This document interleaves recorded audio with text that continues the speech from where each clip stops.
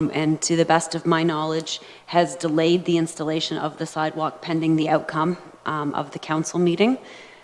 He has not indicated to staff his feelings on the matter. He has just simply delayed the installation of the sidewalk to see how this discussion would play out. I would also like to point out for council's information that while this area or this portion of the subdivision, there is future development that's able to take place, and that would be considerably more homes in that area. And in accordance with our current standards would be required to have sidewalk as well through that area.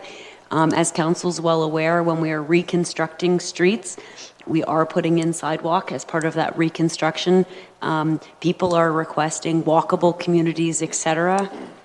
In regards to the safety of the children, we would respectfully suggest that children should not be playing on a traveled portion of the road, and to have children on a sidewalk removed from the traveled surface would be safer than having them playing in a road where traffic is moving, and I'd be happy to answer any other additional questions. Councillor Brunton. Thank you, Mr. Chairman. I'm going to support Councillor Columbus's recommendation, and I think if we left it for Lee to negotiate with the developer to perhaps make a contribution, I guess question through you, if I may, to Lee, are there going to be any other collector or arterial roads in that new phases of the subdivision?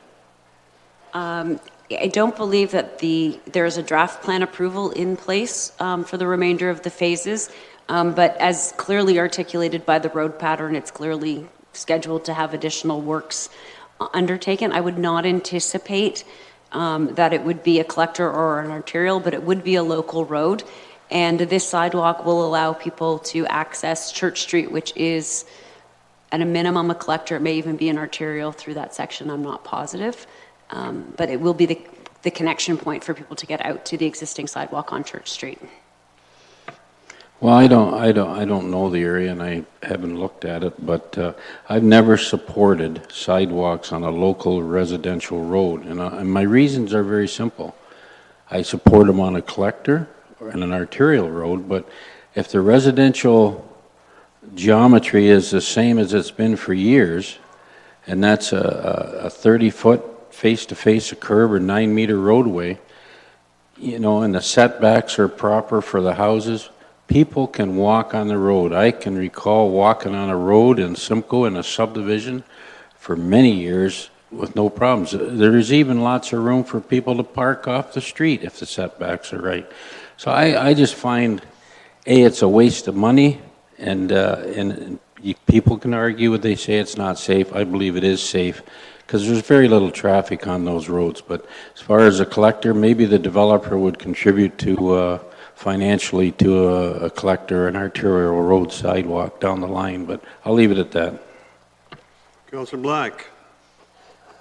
Chairman, through you to Lee, what is our Norfolk County policy, the one that's been adopted by all of council? Through the chairman to council, that there be sidewalk located on one side of the local road.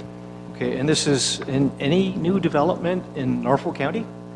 That is correct. Whether it's Dover, Delhi, Cortland, or Port Rowan? That is correct. Okay, well, this is the problem I'm having. We set a policy, and we've had problems with this before, and that's why we set a policy. Councillor Black, is your iPad close to your, we're getting a hum somehow or other. Is that it? No, not really, so I guess it's not that. Okay. Yeah, I was just, maybe There it goes. Maybe I'm too close to it. Is that it? Okay.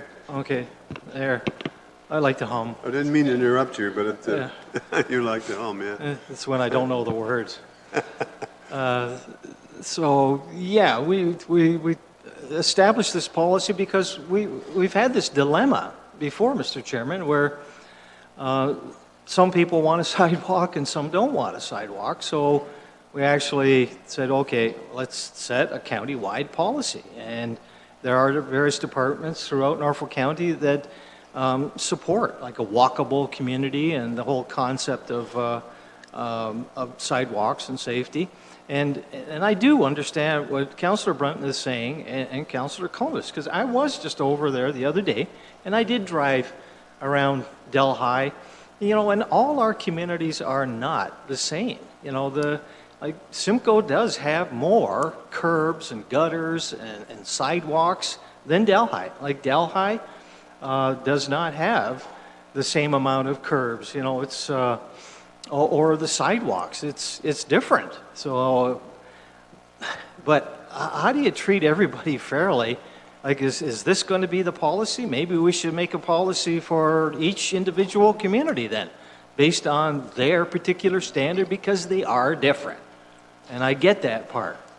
So I'm not sure where to go with this, but I've always supported our policy and the whole idea of a walkable community. I know we took the one out on Argyle Street. Now, I thought that was a mistake, but that's council decided to do that. But I'm not going to support the motion. I'm going to go with the county policy.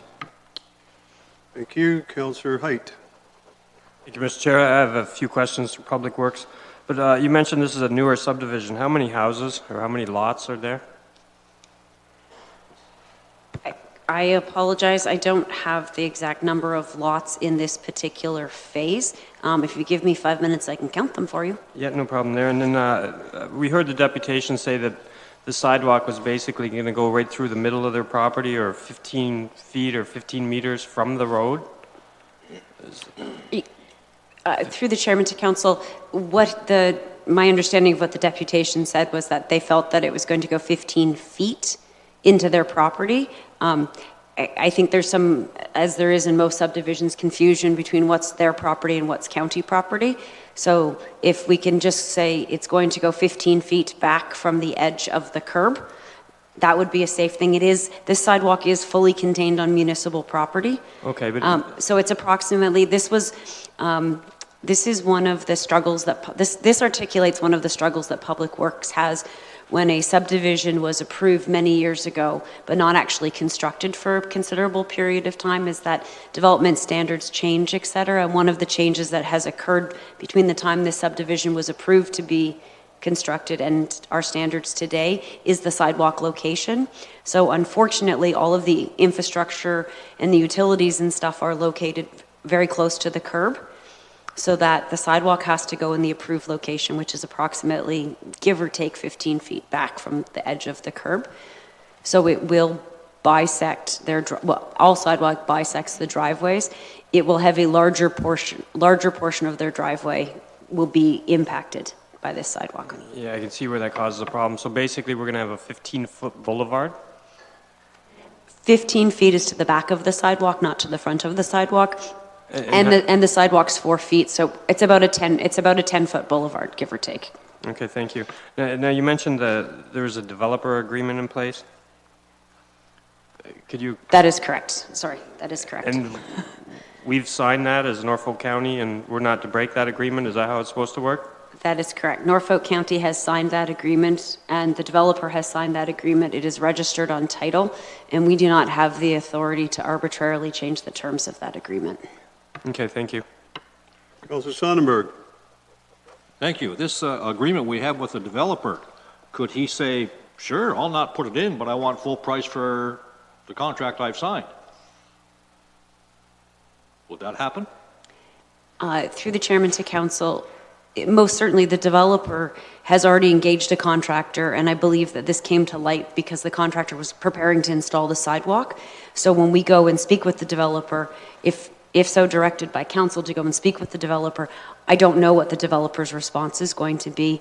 I would infer from our own dealings with construction contracts that legally the contractor would have an opportunity to start legal action against the developer for not fulfilling the terms of that contract as well. And perhaps the developer would like us, but it's a chain that without talking to the developer, I can't comment on. Yep. But I do know that if you award a contract and then don't fulfill it, that the contractor would have legal ramifications. Yeah. And further, when does the lot purchaser become aware that this is destined to have a sidewalk? Is that up to anyone in county, or is that a real estate agent responsibility? Through the chairman to council, this matter came forward to council quite a few years ago, and it was causing some concern with respect to this exact issue, people not knowing that sidewalks were there. The county then undertook to put in all of the development agreements requirements for notification. So they were to place a large display board in a visible area on the site that would show the sidewalk at that time. The developer also signed and agreed to notify all of the property owners, or the people that he sold the lots to, that the sidewalk was going to be required. I do not know if the homeowners purchased it from a builder or if the developer was the builder for some of the lots. So I don't know if the developer told the builder and then the builder didn't tell the homeowners, but as much information could be put forward to try to prevent this situation was conveyed through the development agreement and signed and agreed to, that people would be notified. Mr. Chair? Yes? Sidewalks have been around for hundreds of years. I think they serve a purpose. They separate walkers from cars. To me, it's a safety issue. I won't be supporting the motion. I think developments should have sidewalks. Thank you. Councillor Columbus, do you want to go ahead with your, or come up with something different, or? I will leave the motion on the floor the way it sits, unless somebody wants to put an amendment. Okay, Councillor Mayor Luke and Councillor Black. Mr. Chair, I'm not saying I support the sidewalk or I don't. I've been involved in some battles, I'll say the word battles, on sidewalks over the last few years. I have been generally against sidewalks in a residential area. Example, Blossom Ave, some of us will remember that. I was against sidewalks. There are no sidewalks there. The Chapel Street reconstruction. Another one in Simcoe, I was against sidewalks. There are no sidewalks. Argyle Street was mentioned in Delhi. I didn't support sidewalks there. There are no sidewalks. That was council decision. Didn't fare so well in Seabreeze in Port Dover. I think I was the only one that didn't support sidewalks. And there are sidewalks there. You win some, you lose some. Mr. Chair, I can't support a motion that says this council will override a legal signed document between a developer and a corporation. What gives us the authority to do that? Who do we think we are? I do support this council approaching the developer and saying, we have a request and we would like consideration to remove that from the document. That's the proper way to do this. This motion really, if it's passed, means nothing, because a motion by this council, a verbal motion passed in the minutes, doesn't give us the legal right to interfere with a legal signed document registered on title. Who do we think we are? That's not the right way to do this, in my opinion. I will support asking the developer to renegotiate the possibility of removing the sidewalk. That's the way we do business. We don't say, well, I know we've got our legal document signed with you in agreement, but you know, a third party has come in, i.e., and I say it respectfully, residents are saying break that agreement. We don't have that right. So if the developer says, no, I'm not breaking it, do you think the sidewalks are going to go in or not? I think what's signed on paper is the boss. I'm not a lawyer. Thank you. Councillor Columbus, sorry, Councillor Black, then Councillor Columbus. Well, I wasn't aware. I think Councillor Sonnenberg just raised a good point. So let me ask directly through you, Mr. Chairman, to Lee. So if we went ahead with this motion, we could be up against some legal costs and in the courts, and it could end up costing the taxpayers of Norfolk County a lot of money. Through the chairman to council, if the motion was passed, as I understand Councillor Columbus put it forward, the developer isn't obligated to adhere to that motion passed by council because he has a legal binding agreement that he has to follow. So should that motion be passed, the developer would then have to make a decision. And whatever the developer decides to do would be up to the developer. He would be within his rights to implement the agreement as signed, in which case we wouldn't be looking at any financial stuff. If the motion is amended so that we're directed to talk with the developer with respect to potentially a mutual agreement to change a mutual understanding to change that agreement, at that point, developer would be able to make an informed decision. And as such, if he agreed to change it, he would be aware of all of the potential outcomes or negative outcomes from his side with respect to that. And I'm just going to add one more thing. Further to Councillor Height's question with respect to the number of units, there's 45 lots in Phase 1 and there's 45 lots in Phase 2 for a total of 90 lots in the subdivision. Councillor Columbus. Mr. Chairman, with the discussion, I know that the people wanted that type of motion put on the floor, the residents of that area, but I will make an amendment to my motion and withdraw my past motion, and this is the one I'll put on the floor, that Public Works staff approach the developer of Bluegrass Estates subdivision to consider waiving the requirement for sidewalks as per the subdivision agreement, that to waive the requirement for sidewalks. Does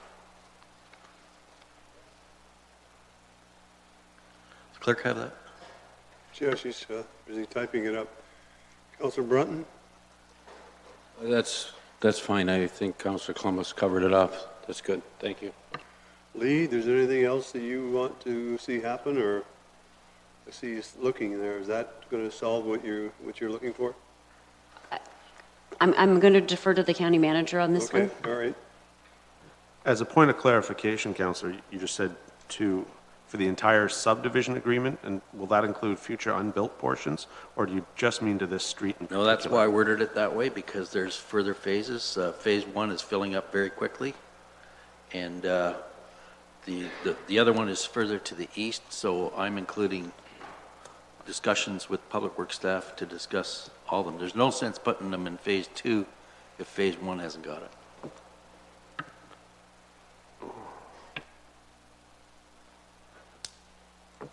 Okay. Madam Clerk?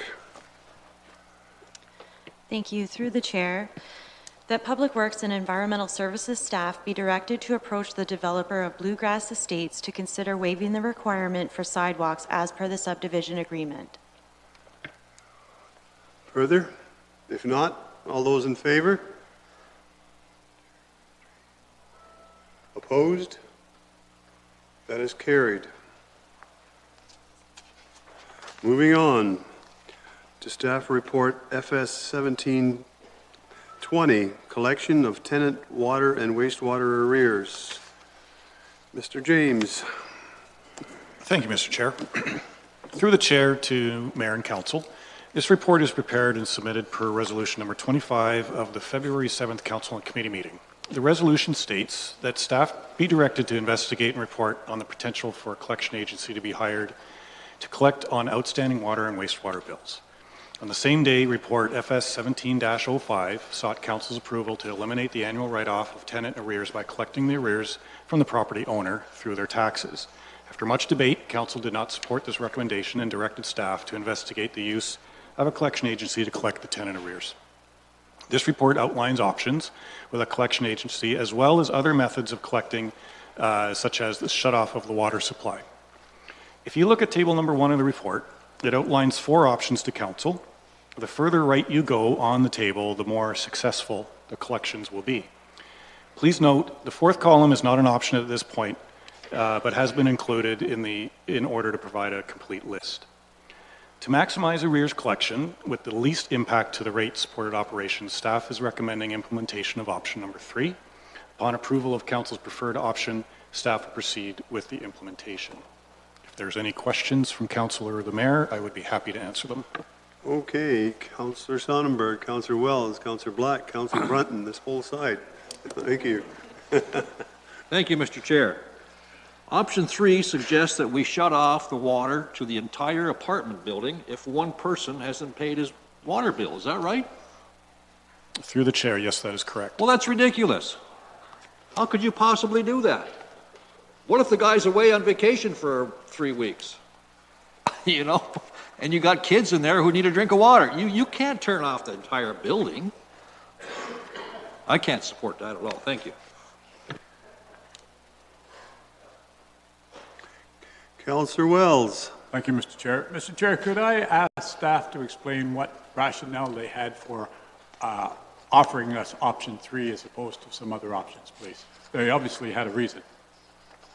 Yes, through the chair, from finance's perspective, we want the option to collect the maximum amount of collection possible. And that would reflect less burden on the rest of the ratepayers for the $100,000 that we write off every year. So yes, we picked option 3 for the maximum collectability in order to get the arrears cleaned up. Further? Yeah, I got him promoted. Councillor Black, Councillor Brunton, and Councillor Height. Mr. Chairman, through you to James, I'm just wondering on the application side, how stringent are our applications? So if a tenant moves into a building and they want the water turned on, they have to contact the, Earth. And would they do some investigation on the tenant's credit? If they had a good credit rating, maybe some of the arrears wouldn't occur. Can somebody answer that, or is that Lee? Lee? Through the chairman to council, the way our policy currently stands is we do not do credit checks with respect to the tenants.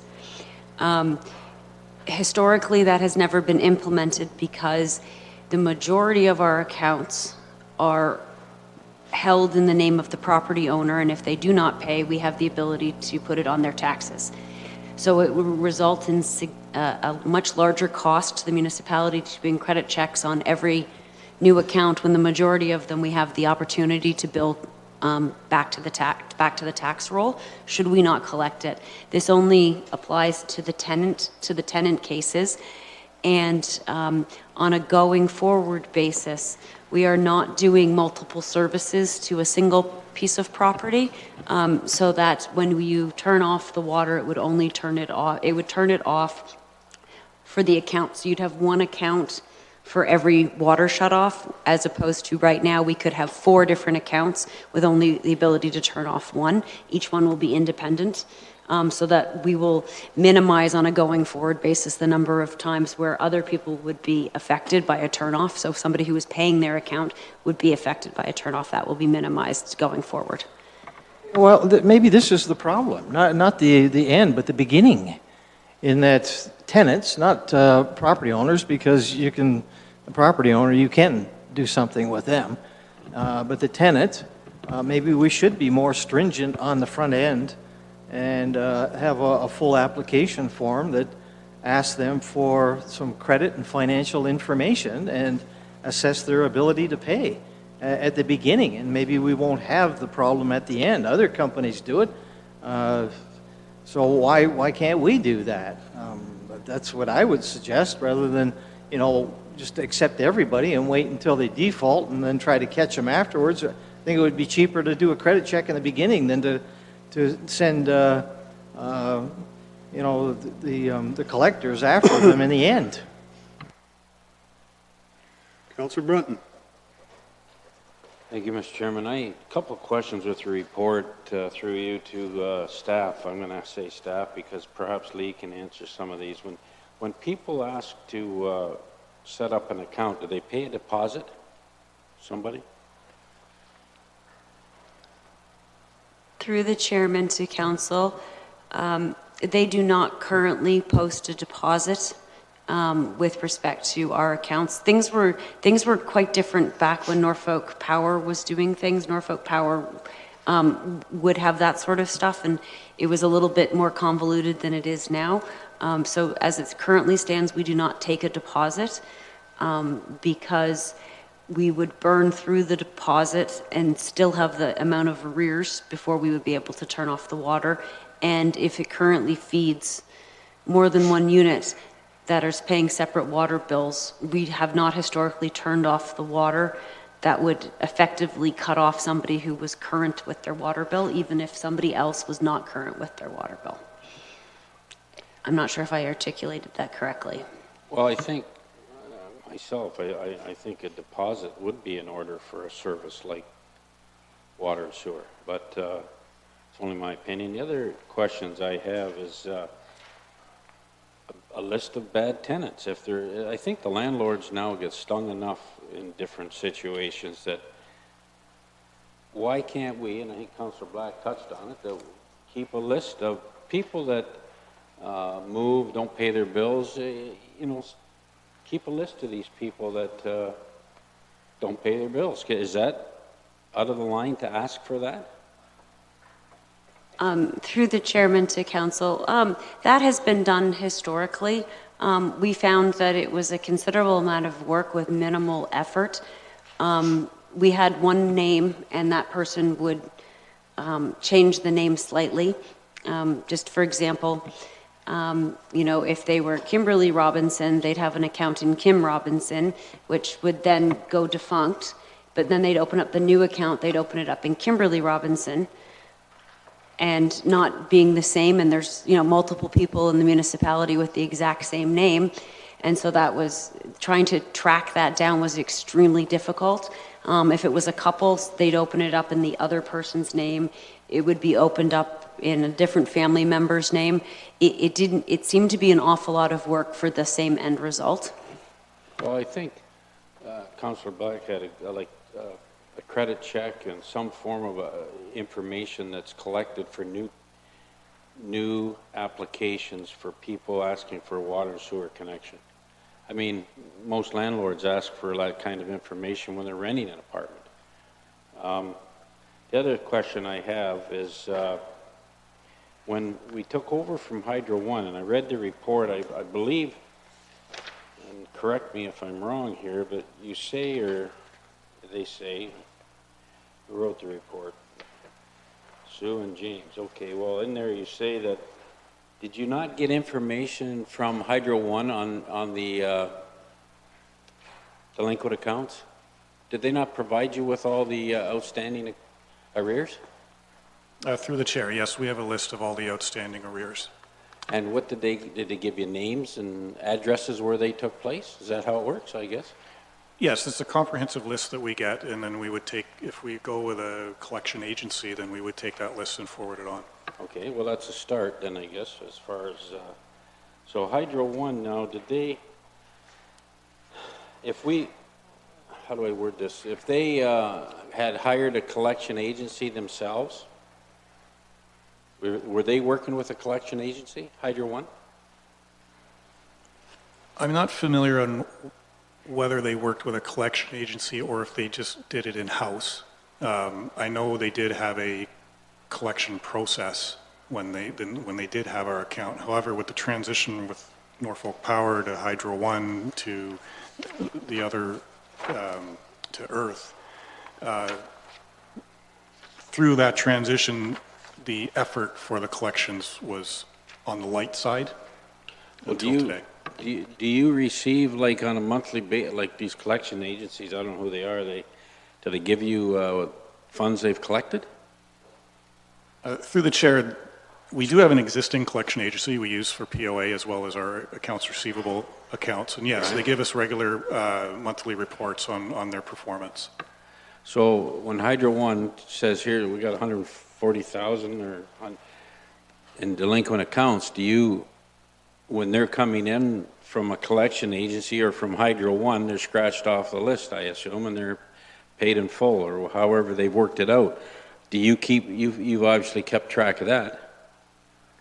Yes, through the chair. We do have a list of who is delinquent on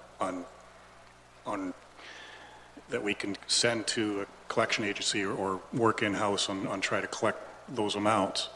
I see Lee has her hand up, and perhaps she can add some more information.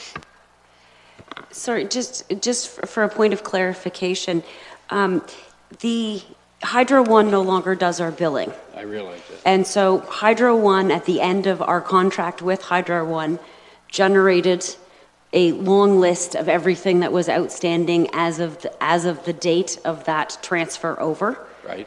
And so they did use a collection agency through part of it to reduce it. So they had it down to a minimum when they transferred it over to us.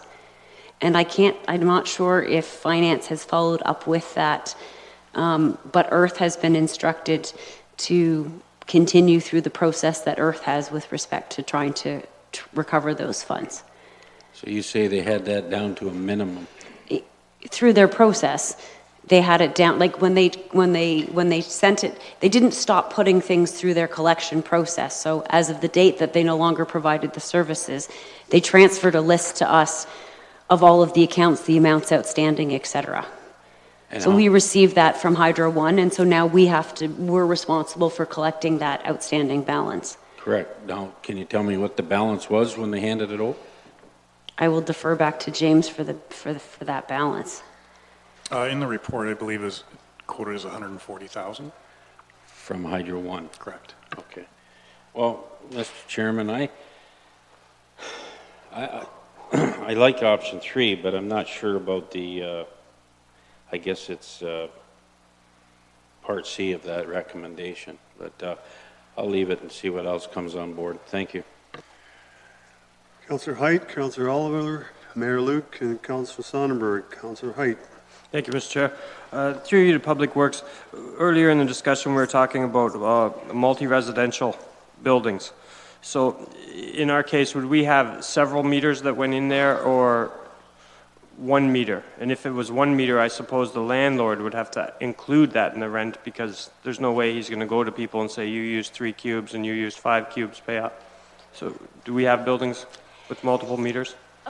Through the chairman to council, there is every combination under the sun in Norfolk County, which is why we have standardized it. There are some units, there are some multi-dwelling or multi-tenant units where they receive a single bill for the property, and that goes to the landlord or the property owner. And then however they recover from their various tenants is a private arrangement up to them. We have other setups where we have a single water feed to the unit, or sorry, to the property, where we have multiple meters installed, so each tenant receives their own bill. But if one tenant doesn't pay, we have to shut off the water to the whole property in order to do that. We also have situations where each unit has its own water shut off, as well as its own meter. In that case, well, if we shut it off, it would only be being shut off to the tenant or to the property that wasn't paying the bill. Okay, so go back to number 2 in there, and you said that if one tenant doesn't pay in a multi-residential building, you would have to shut off all of the water to a building. That's what we're saying is that that is the problem with the fact that there's only one shut off for multiple accounts. Now, how can you possibly bill that? There are separate meters on each unit.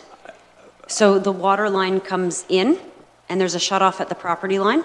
And then once it gets in, it branches out to, for argument's sake, 4 different units. And each unit has its own water meter on it. So we read all 4 units independently and are able to bill them independently.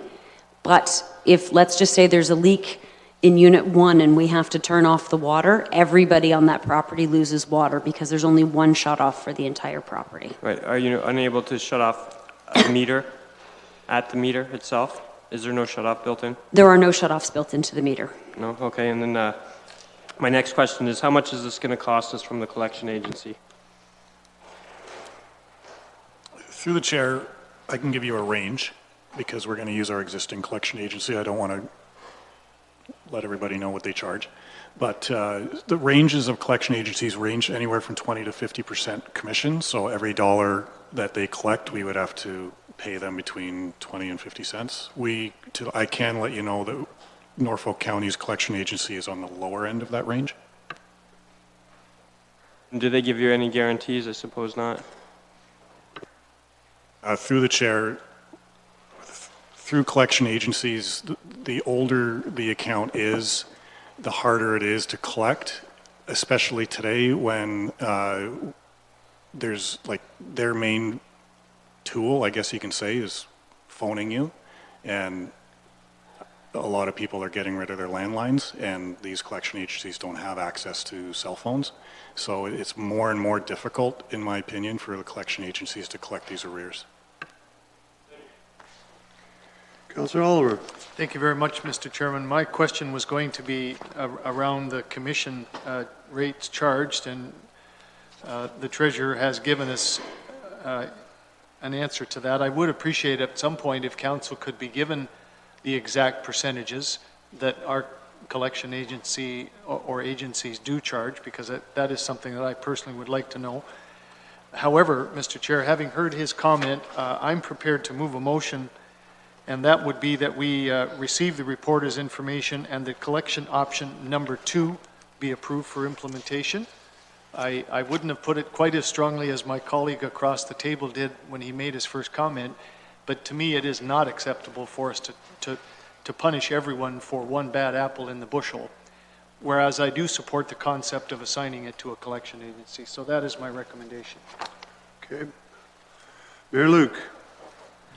I know there's a motion on it, and I guess I should speak to it, but I do have a question, if I may. And Yes, Mr. you may. Chair, Yes. through to Lee, and I don't know if she can answer my questions. Lee, first of all, there is no problem with a resident that owns their unit, their dwelling, and has a single meter. They don't pay, we can shut the water off, correct? Through the chairman to council, anybody who has a single shut-off for a single bill, we will turn them off if their account is not being paid, whether they're a tenant or a property owner. Okay, you've answered both my questions. My third one is, and I did read the report and I was involved in discussion, but the biggest situation we have is where there is one shut-off on the water line, but there are multiple meters inside the building, correct?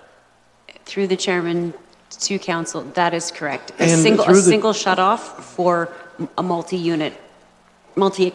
And through the chair, I'd heard somewhere in the past that our arrears each year are roughly 100,000 per year. I know the 140 is mentioned here. I didn't know exactly if that was for 1 year. But the bulk of the lion's share of that yearly outstanding, if it's 100,000, comes from the very situation where there's one shut off and multiple meters. Is that fair? Or we have shut them off and they have not paid, so that the debt is not perpetuating, but it's still money that we haven't been able to collect. So if somebody's unable to pay, we turn the water off. That amount is still outstanding until they pay it. Okay. Although it's not getting any bigger because they don't have the Yes. ability to use the water. Right. And Mr. Chair, the other question I have, Lee, and I don't know if you can answer this, and I don't even know what the legality is, but many times when I do business and I'm being hooked up for some sort of service with the provider, and I'm the customer, I am often asked to provide a photocopy of my license or my SIN number or something. And do we ask for anything? I mean, I don't care if Kim calls herself Kim or Kimberly. The fact is, if she stiffs us, the county, the ratepayers, and she comes back again, are we able to collect and get some sort of an idea who we're dealing with, or will we just take a name and a phone number? Through the chairman to council, they do need proof, but it does tend to get quite complicated. Our SIN number is not something that we can request it, but it's not something that they legally have to provide to anybody that doesn't deal with them from a, and our situation is not a situation that qualifies for a requirement of a SIN number. Many people don't drive, don't have a driver's license. So it gets Okay. There's no one, unfortunately, there's no one piece of ID that everybody in Ontario is issued. You know, Okay. that's government secured, so. Mr. Chair, maybe just mount a camera on the ceiling and take their picture anyhow for the file. But, Mr. Chair, I will support the motion. And, you know, I get, and I have heard from residents quite upset with me saying, you know, you have to put it on the landlord's taxes. Nobody should have the right to, that we have to pick up the rest. You know, I sort of get that. I also know that a landlord has the right to say, there's the apartment, the rent is $500, $600, whatever a month, utilities are extra, you want gas, you go talk to Union Gas, you want hydro, you go talk to Hydro One, you want water, you go talk to whoever provides that, in this case Norfolk, you want cable, you go talk to the cable TV. I mean,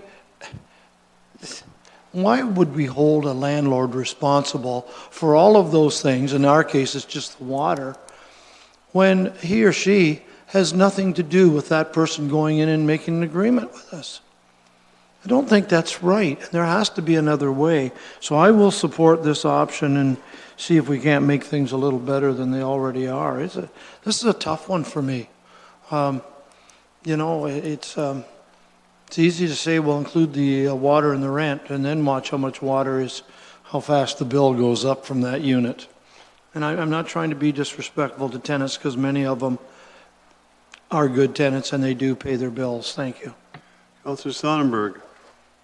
Thank you, Mr. Chair. I'll be supporting Councillor Oliver's motion. It seems to be the one that's most acceptable.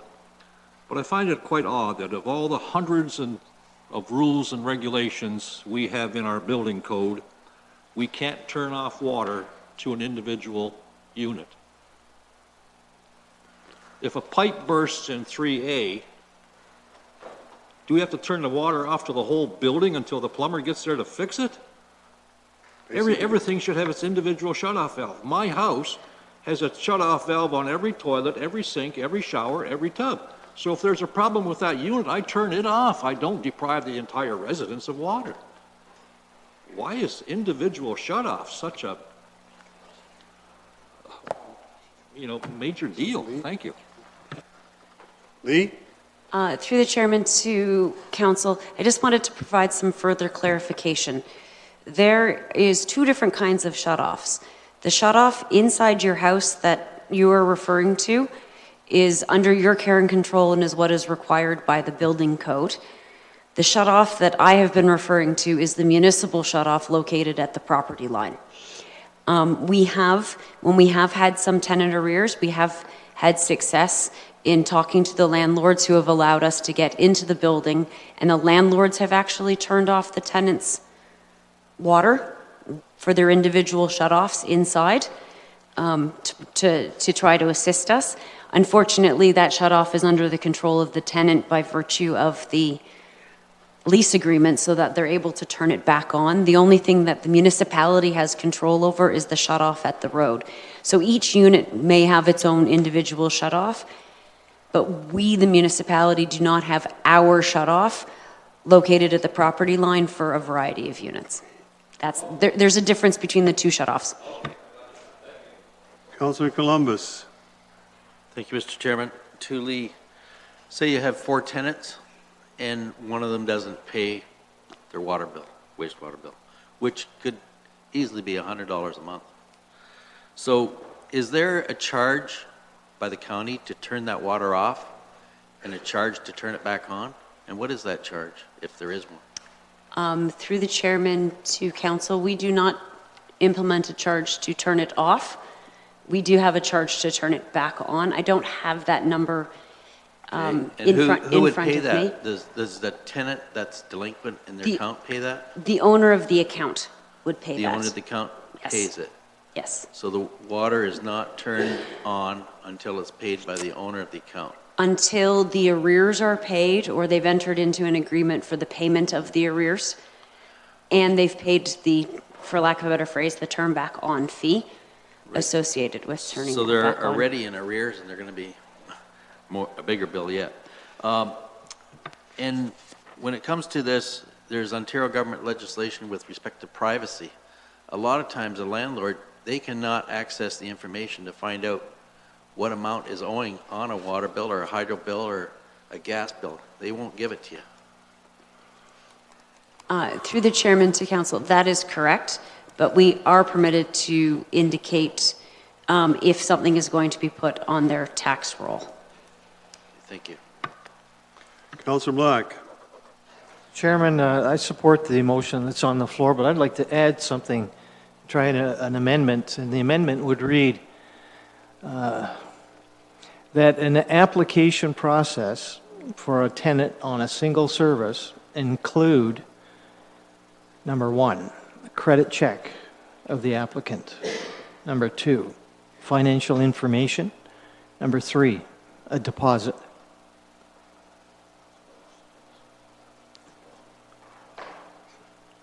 Go ahead. Before council consider voting on that, I'd either like to make some representations or have council consider going in camera to receive legal advice about the implications of those actions at your preference.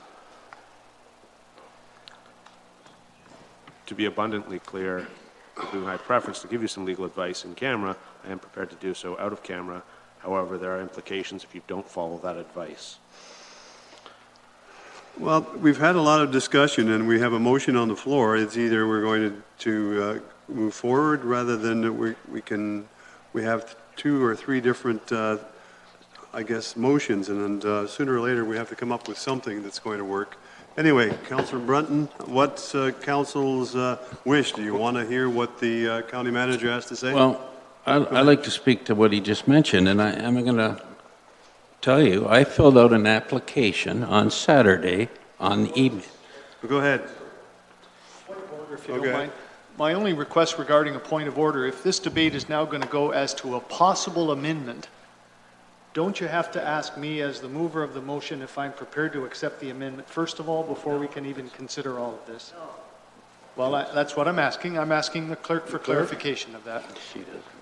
If it's a friendly or non-friendly amendment, I would have thought the mover has to agree to the amendment. No? Okay. Through the chair, if I may, if you're speaking in terms of a friendly amendment, normally that's the time that they would ask you to agree to it, or if you agreed to it. But in this case, you can amend the main motion 2 times. Okay, I'm going to just clarify.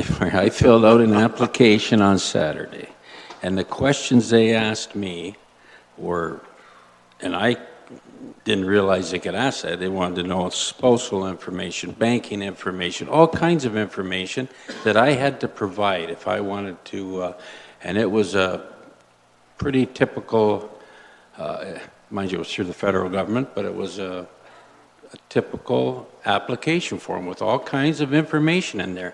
So to tell me we cannot ask what Councillor Black is requesting, I don't believe it. I just did one, and I tell you, the information I had to provide was quite substantial. Thank you. Mr. Chairman, if I would move that we go in camera. Then we need a motion to do that. Yeah, to discuss this, my amendment and the legal implications thereof. Okay. Moved by moved by Councillor Black that pursuant to section 239-2 and 3.1 for the Municipal Act 2001, SO 2001, C.25 Council and Committee Board of Health convenes at PM at 5:55. Yes? Yep, and I realize that. To discuss, in a meeting closed to the public, to discuss advice that is subject to solicitor-client privilege, including communications necessary for that purpose. All those in, sorry? I want to ask for a point of order. Okay. Mr. Chair, we had, and again, I'm not suggesting anything's been done wrong, but I'm curious, when we have a motion on the floor, that's in order. We have an amendment to that motion on the floor, and that's in order. So now we can do another motion. So we can have a motion, an amendment, and now a motion. So if that's in order, then I guess another amendment would be in order. Where does it end?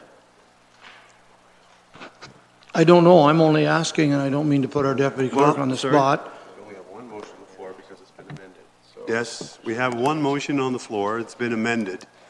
Now, basically, what we're doing is getting information from what we have on the floor as far as the motions are concerned. If you don't want to go in camera, you have the choice of saying, no, we will not, and go from there. Although the county manager says that something that we should do. But anyway, I'll leave it to you as to what you want to do. Do you want to go in camera or not? Yes or no? All those in favor? We are in camera. Very good. Thank you. Thank you. Whatever that's worth.